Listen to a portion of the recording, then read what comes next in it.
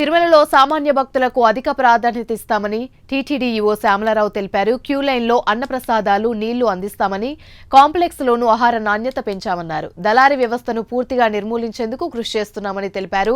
సామాన్య భక్తులకు శ్రీవారి లడ్డూలు అందించడానికి ఆధార్ తప్పనిసరి చేస్తామని వివరించారు.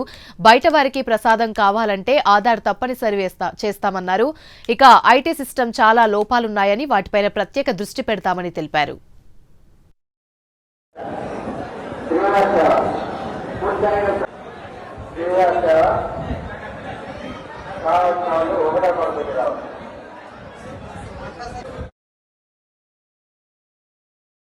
శ్రీ వెంకటేశ్వర స్వామి దర్శించుకోవడానికి వచ్చిన భక్తులు ఇబ్బంది పడకూడదనే ఉద్దేశంతో గత 2.5 నెలలుగా టీటీడీ నుంచి అనేక ఇనిషియేటివ్స్ స్టెప్స్ తీసుకోవడం జరిగింది. మేము అబ్జర్వ్ చేసింది ఏంటంటే ఈ లడ్డూ ప్రసాదం డిస్ట్రిబ్యూషన్ ఇష్యూస్లో, సేల్ ఇష్యూస్లో చాలా కంప్లైంట్స్ చూసాం.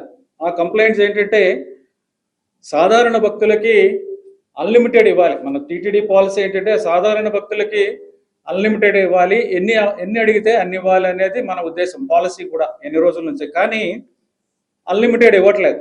ఎందుకు ఇవ్వట్లేదు అంటే కొంతమంది బ్రోకర్లు తయారయ్యారు. ఈ మిడిల్ మెన్ తయారయ్యి ఎక్కువ సంఖ్యలో లడ్డూలు తీసుకోవడం అవన్నీ కూడా అబ్జర్వ్ చేయడం జరిగింది.